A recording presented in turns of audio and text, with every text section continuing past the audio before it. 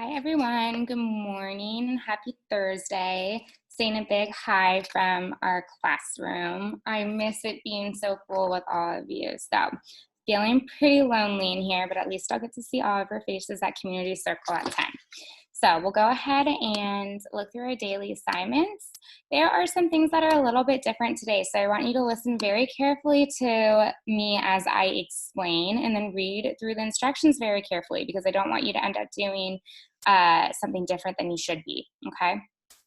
So, as usual for reading, you are going to read chapters 24 and 25 in Sideways Stories, but you are completing slides 29 and 31, okay?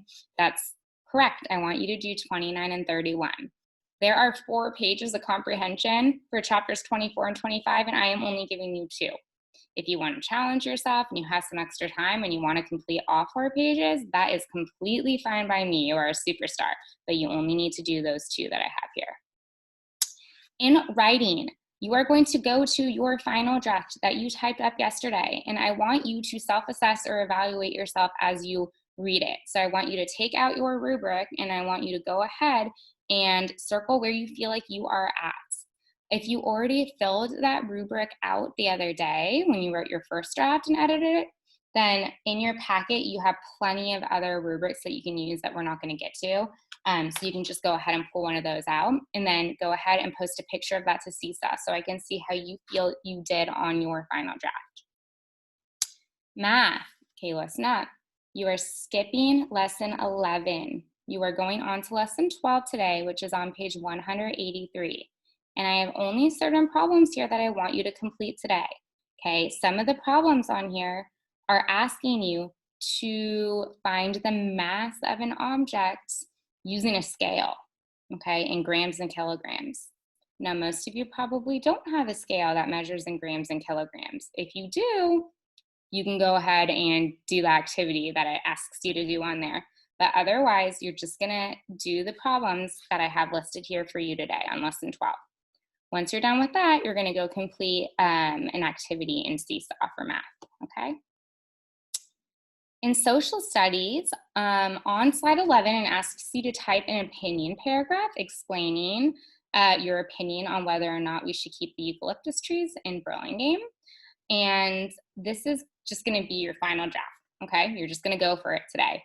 But just because you're not doing a first draft and then doing a final draft, that doesn't mean that this shouldn't be organized. This is your time to show me, hey, look, nostalgist, you asked me to write an opinion paragraph and I'm gonna do it right now. And I'm gonna include everything that there needs to be. A topic sentence, your 3 reasons, and then details to support those reasons, end with a closing sentence, okay? Here's an example that I gave you. For a 1-star idea, I said, the first reason why we should keep Burlingame's eucalyptus trees is because the trees are home to many animals. That's my star idea, they're home to many animals. Well, I have a red light coming up, okay? That means I need to stop. I cannot move on until I answer that question, okay? How is it home to many animals? Well, for example, birds use eucalyptus branches as a safe place to perch and place their nests, okay? Library, you are reading a cute book that I saw posted by the library that you might have seen it if you walked by as well. So I have that here for you. And then you are doing a nature name craft for art. So on that note, we will start reading. But like I said, some things are different today, so make sure you look at those instructions very carefully. So he left off in the BFG with him having no idea, the BFG having no idea what food the queen is feeding him because he's so used to eating snaz cumbers all the time. Of course she doesn't know what snaz cumbers are. Okay. So it says he's never seen food in his life before, Sophie explains. He only eats snaz cumbers and they taste revolting. They don't seem to have stunted his growth, the queen said. The BFG grabbed the garden spade and scooped up all the eggs, sausages, bacon, and potatoes in one go and shoveled them all into his enormous mouth. By goggles, he cried. This stuff is making snaz cumbers taste like swatch wallop. The queen glanced at, frowning. Mr. Tibbs looked down at his toes, and his lips moved in silent prayer. That was only one titchy little bite, the BFG said. Is you having any more of this delicious grubble in your cupboard, Magister? Tibbs, the queen said, showing true regal hospitality. Fetch the gentleman another dozen fried eggs and a dozen sausages. Mr. Tibbs swam out of the room, muttering unspeakable words to himself and wiping his brow with a white handkerchief. The BFG lifted the huge jug and took a swallow. Ouch, she cried, blowing a mouthful across the ballroom. Please, what is this horrible swig Gil I is drinking? It's coffee, the queen told him, freshly roasted. It's filsome. Where's the frobscottle? The what? The queen asked. The lumptious, frizzy frobscottle, the BFG answered. Everyone must be drinking frobscottle with breakfast. Then we can all be whiz-popping happily together afterwards. What does he mean? The queen said, frowning at Sophie. What is whiz-popping? Sophie kept a very straight face. BFG, she said. There is no frobscottle here, and whiz-popping is strictly forbidden. What? Cried the BFG. No frobscottle? No whiz-popping? No glumpious music? No boom, boom, boom? Absolutely not, Sophie told him firmly. If he wants to sing, please don't stop him, the queen said. He doesn't want to sing, Sophie said. He said he wants to make music. Should I send for a violin? No, your majesty, Sophie said. He's only joking. Sly little smile crossed the BFG's face. Listen, he said, peering down at Sophie. If they isn't having any frobscottle here in the palace, I can still go whiz-popping perfectly well without it if I is trying hard enough. No, cried Sophie, don't. You're not to, I beg you. Music is very good for the digestion, the queen said. When I'm up in Scotland, they play the bagpipes outside the window while I'm eating. Do play something. I has Her Majesty's permission, cried the BFG.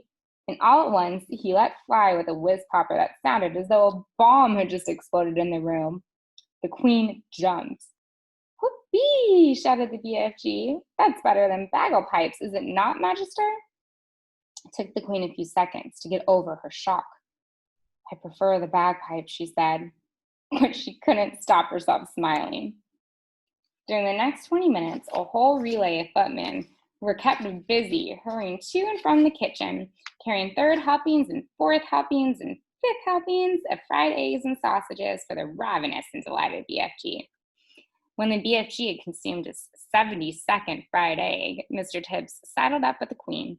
He bent low from the waist and whispered in her ear, Chef sends his apologies, but he says there are no more eggs in the kitchen. What's wrong with the hens? The queen said. Nothing's wrong with the hens, your majesty, Mr. Tibbs whispered. Then tell him to lay more, the queen said. Have some toast and marmalade while you're waiting, she said to him. The toast is finished, Mr. Tibbs whispered, and Chef says there's no more bread. Tell him to bake more, the queen said. While all this was going on, Sophie had been telling the queen everything, absolutely everything about her visit to Giant Country. The queen listened appalled. When Sophie had finished, the queen looked up at the BFG, who was sitting high above her. He was now eating a sponge cake. BFG, she said, last night those man-eating brutes came to England. Can you remember where they went the night before? The BFG put a whole round sponge cake into his mouth and chewed it slowly while he thought about this question. Yes, he said, I do think I was remembering where they said they were going the night before last. He was galloping off to Sweden for the sweet and sour taste. Fetch me a telephone, the queen commanded. Mr. Tibbs placed the instrument on the table. The queen lifted the receiver. Get me the King of Sweden, she said. Good morning, the queen said. Is everything right with Sweden? Everything is terrible, the King of Sweden answered. There's panic in the capital. 2 nights ago, 26 of my loyal subjects disappeared. My whole country is in a panic. Your 26 loyal subjects were all eaten by giants, the queen said. Apparently, they taste of sweets. Like sweets, I think. What do they like? Why do they like the taste of Swedes? The king asked. Because the Swedes of Sweden have a sweet and sour taste, said the BFG. I don't know what you're talking about, the king said, growing testy. It's hardly a joking matter when one's loyal subjects are being eaten like popcorn. They eat in mine as well, the queen said. Who's they, for heaven's sake? The king asked. Giants, the queen said. Look here, are you feeling all right? It's been a rough morning, the queen said. First, I had a horrid nightmare. Then the maid dropped my breakfast, and now I got a giant on the piano. You need a doctor quick, cried the king. I'll be all right, but I must go now. Thanks for your help. She replaced the receiver. Your BFG is right, the queen said. Those 9 man-eating brutes did go to Sweden. It's horrible, Sophie said. Please stop them, Your Majesty. I'd like to make one more check before I call out the troops, the queen said. Once more, she looked up at the BFG. He was eating donuts now, popping them into his mouth 10 at a time like peas. Think hard, BFG. Where did those horror giants say they were galloping off to 3 nights ago? BFG thought long and hard. Ho, ho, he cried at last. Yes, I was remembering. Where, said the queen. One was off to Baghdad, as they was galloping past my cape, flesh lump eaters, waving his arms and shouting, I is off to Baghdad, and I is going to Baghdad, and Mum and every one of their 10 children as well. Once more, the queen lifted the receiver. Get me the Lord Mayor of Baghdad, she said. If they don't have a Lord Mayor, get me the next best thing. In 5 seconds, a voice was on the line. Here is the Sultan of Baghdad speaking, the voice said. Listen, Sultan, did anything unpleasant happen in your city 3 nights ago? Every night unpleasant things are happening in Baghdad. But I want to know if anyone's disappeared recently. Only my uncle, Caliph al-Rashid, the Sultan said. He disappeared from his bed 3 nights ago, together with his wife and 10 children. There you is, cried the BFG. Those wonderful ears enabled him to hear what the Sultan was saying to the queen on the telephone. Flesh lump eater did that one. He went off to Baghdad. The queen replaced the receiver. That proves it, she said, looking up. Your story is apparently quite true. Summon the head of the army and the head of the Air Force immediately. And that is where we leave off. Tomorrow, I'm going to read you all about the plan. I think I'm going to put this read aloud on your Adventure Friday activity, okay? Because I want to make sure we finish the book before summer. So the lights just went out on me as they usually do if I don't stand up for a while. So I think that's my cue to go. I will see you all at Community Circle at 10 o'clock. Bye, everyone.